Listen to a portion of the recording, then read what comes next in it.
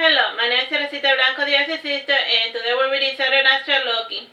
This is chapter 3, part 1. His armor doesn't look too shiny to me, commented Rick. That is because I do not want to get mugged, said Loki. Good point. Even I wear my own clothing when heading out, and it's a good way to get arms too. The mother doesn't want me begging on the street, so I have to be careful that she doesn't see me, said Rick. He then added, which reminds me, I think I saw your sister about a month ago. Grandma said she was a snake lady, right? I suppose she said something along those lines, commented Loki dourly. Are you sure it was her? Asked Ingrid, looking sternly at Rick. Yeah, I'm sure. I mean, you don't forget someone as out of place as a snake lady, said Rick. I do remember seeing a snake person before, but it was a decade ago, commented Sean, not turning around for her work. Well, what I have to say is more important since it's newer, so I go first. You can go second, said Rick. I was in the dogs, begging as usual, and this time I was trying to add a little blindness in the mix, and there were plenty of newcomers circulating the city. And you see, the circus was in town, and with the circus, all sorts of weirdos traveling along with their caravan. And I wanted to make plenty of coin to buy something special at the fair, and like anyone, a fancy shiny coin drops in my cup, and I touched it to pretend to inspect it. And when I felt it was rather slimy and droll to the touch. And looking up, I saw a snake lady with an elaborate costume filled with coins of all sorts, and bells, and feathers, and jewelry, and a crown and a necklace, and her eyes were really large, larger than what normal people have, and her nose was small, almost like that of a baby. And she had an itty bitty mouth, and I remember her mouth the most because I thought she was oddly cute till she stuck out her tongue out at me. She was like this, and then she brought out her snake tongue. She's shocked, and then she picked out her coin with her tongue, and she placed it back inside her purse, and laughing she said, I was under the impression you were blind, you little cheater. Because he was pretending to be blind to beg for her, and then she did her snake thing. to see if he was like, she found out I was pretending to be blind to get money. And that was the last time I saw her. So if you want to find the snake lady, your best bet is with a traveling circus. Makes sense. I don't know why I didn't think of it before. All sorts of free travel with the circus. So it made sense that she would have ended up there, said Ingrid thoughtfully. Well, we did not know she was a snake lady till recently. And why would you assume she was a freak to begin with, said Loki, folding his arm. Just a hunch, said Ingrid. Whatever, you and your hunches, said Loki, not taking her seriously. Ingrid left the store and she made her way back to the inn, and she was so deep in thought that she failed to notice that Loki was not following behind her, and used to having her servants trailing after her, she did not even bother to check for his presence. I want to hear your story, Lady Sean, said Loki, who had stayed behind. As with everyone who visits me, the snake lady, which at time was a snake little girl of only 11, she wanted a doll for me, said Sean as she painted the hands of the doll. She wanted the doll to resemble herself as if she were a human, and though she paid for the doll, she never took it home when it was done, and it is still dusty in my stands even as I speak. And Loki looked to the stand, and he asked, which of the dolls is it? It is the one at the end. No, not that one, the other one, the one in the blue dress, said Sean, not bothering to turn around for her work. So like the snake lady, little girl, she wanted a doll that would resemble her, but she had like a human body, but then she never took it. Taking the doll and bringing it to Sean, Loki asked, is this the one? Yes, that's the one, said Sean, lovingly stroking the hair of the doll. Your little snake girl is called Alida, which means small or winged. The hair and eye color, nose and mouth of the doll are the same as the original Alida, said Sean. I already know of her. I was just curious about the doll, so he added. Can I buy it from you? My little brother still enjoys playing with toys, and he would love very much a doll as pretty as that one. I would prefer not to. The doll belongs to Alida, and it will remain hers till her death since she paid for it, and I cannot in good faith give it to another person after she commissioned it, said Sean. Well, here's his address, and please write to him whenever you get a chance, said Loki. As you wish, said Sean, taking the Loki's note, and Loki left the shop with a gallant step, and trailing behind him were two hooded men, and noticing them, Loki went towards a dark alley, and he asked, what do you want? We would ask you the same thing, snapped one of the men. Coming closer, Loki saw that one of them was a troll. Male trolls tended to travel more than their female counterparts, and sighing, Loki said, look, I am doing as much as I care Ingrid, it's your problem after all, and a problem that your queen refuses to tackle directly. We had tackled the problem as much as our wits and our patience allows, but our queen always says if I wanted a puppet, I would build one, and we are forbidden from coercing or preventing Ingrid's process, but we are not obliged to help her in the very least. But you, said the trollman, pointing with his finger. Sheesh, relax, I know. I know plenty about wild goose chases, though I thought it would help you if you told me which circus clan Alida belongs to, so that I know to avoid it, suggested Loki. Time, bro? 9 minutes. Like he was asked to help Ingrid, but his real mission is to lead her on a wild goose chase so she never interacts with her sister. As per instructed by the troll queen, whose conflict avoided. She travels with the Heron family at the moment, and they are in Meta. And you can get there ahead of her if you leave today, said the trollman. I see, said Loki, folding his arm. And following the troll's instruction, Loki left with Ingrid to Meta. And they took the ferry down the river and arrived days before Alida. In those days, Ingrid spent it like a frightened bird, going from window to the market to the mirror of the parlor and then to the flower garden again. And during one of her little mindless round trips, Loki said, "Will you relax already? You're putting me on edge." I'm sorry, I just don't know. I do not know what I'm gonna say if I see her, said Ingrid, worried. Just tell her, sis, I am bored, and this is why I finally felt like tracking you down, said Loki. But what if she doesn't wish to see me? Asked Ingrid. Why would she? She neither knows nor cares about you, and after the first impression, and then she might decide to keep you outside her life. Till then, do not make any assertions, said Loki. Good point, said Ingrid.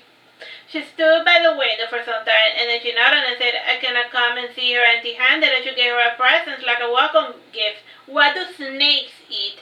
Rodents, birds, said Loki, laughing.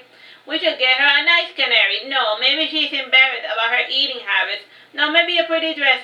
But she has no arms or legs, and she's a snake after all. Jewelry. Do snakes have ears? Asked Ingrid, starting to pace about again.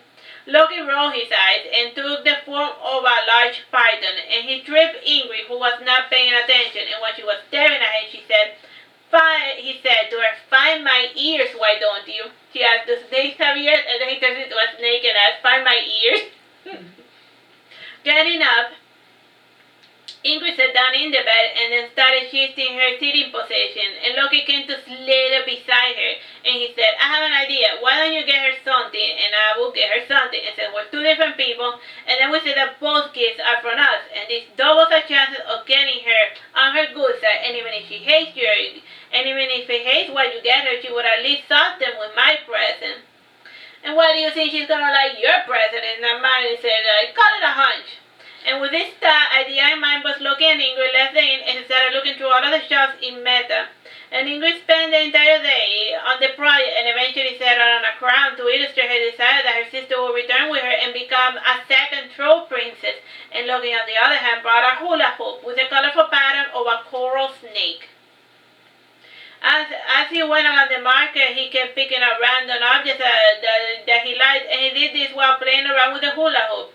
And during one of those games, he perfectly struck the head of some dandy, and the dandy yelled and said, Are you a devil? Watch what you're going, you fool. Aye, sir, you watch where you're going, yelled Loki in return. And the dandy was about to say more, but he noticed Loki's height and armor, and smiling, Loki randomly struck people with his hula hoop as he went to the market. And eventually one of the shopkeepers asked, Why are you doing that? I am trying to pick a fight, since I feel like getting some exercise, said Loki sadly.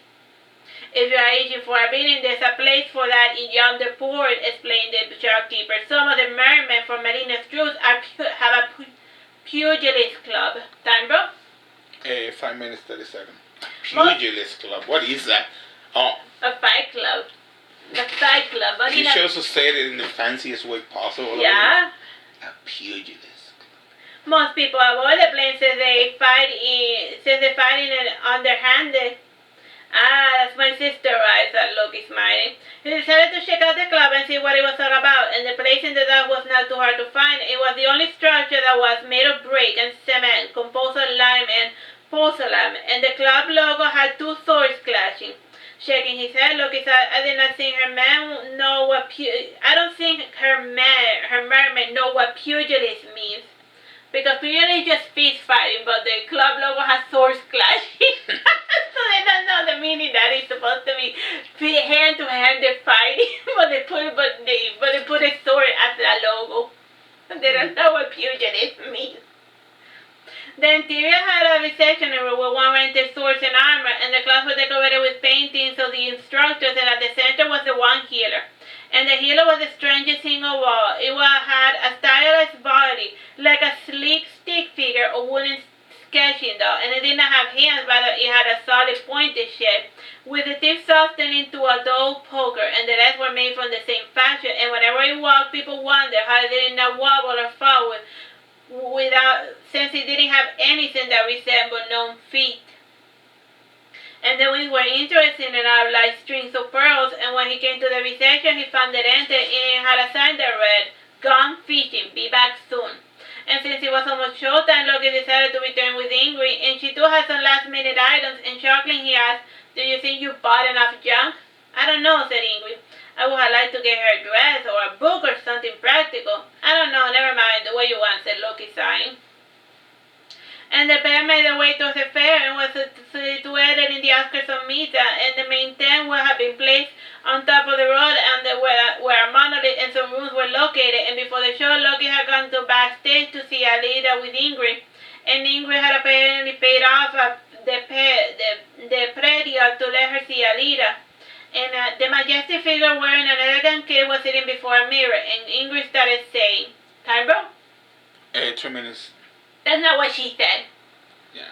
Ingrid started saying, Hi, I'm your sister, and I brought this for you, and I was thinking maybe we could speak and get to know each other after the show. And the figure turned around, and it was a strange, still figure from the pugilist club, and Ingrid was shocked, staring at the faceless creature, and walking quickly, he used his handstick to poke Ingrid in the chest, and each time Ingrid stepped back once again, and once she was out of the room, the figure slammed the door in her face, and the figure ignored Loki since he had the same prices as Melina. And Ingrid lingered outside the door and then went towards the arena to sit down to watch the show, hopefully to see her sister perform. Like she went to the wrong mood. She went to the wrong mood, to the wrong room. And then like the show person poked her out of there. The corner closet creaked a bit as it slowly opened. The corner closet creaked slowly as it opened a little to be shut again, and Loki came to stand before the closet along with a strange figure. And the figure tapped the door once, and then twice, and then once more, and the person inside the closet still refused to get out. And Loki said, Ingrid is gone, you can come out. And the person inside said nothing in response, and Loki came to stand before the closet in a place where if the door opened, he would not be seen, and he started hovering in place ever so lightly. And his hair came undone, and it moved as if he had a life of his own, and the tip of the mass of the hair took the form of Loki's feet, which started to walk out of the room, and his hair then retracted, returning after performing this action, and the strange winged creature from the club shook his head, and they sat back down facing the mirror, and slowly the closet door creaked, and the creature stood aside and allowed for Alida to get out. And she called in another angle, and though she gingerly stumbled out. Alright, this is bro, what time is it? 1 minute, 30 seconds. Ingrid left the dressing room, quite disturbed and somewhat annoyed. She was certain that someone had played a trick on her, but she wasn't certain who. And whenever something seemed out of place, she blamed her nanny fairies, or even the troll men that were always very uncooperative with whatever she wanted to do. And fairies did indeed often get inside Ingrid's home, and they did tend to move items and with the full intent of angering the staff, and often they would move keys or hide the label in the pantry or would place in where books were at, and vice versa. And it was the price one had to pay for living close to Nemorency, and other times it was the childish eternally useful oven maidens who were up to no good. And in this case, Ingrid was prone to blame the fairies, and the circus had banners advertising their fairies. So it was natural to expect that the fairies had given her the wrong room. And the circus, bro, time? 15 seconds. And the truth was going to linger there for another day, so at least Ingrid had enough time to try again tomorrow to track down her sister. And she went towards the last tent to watch the main show. Alright, we'll leave it here.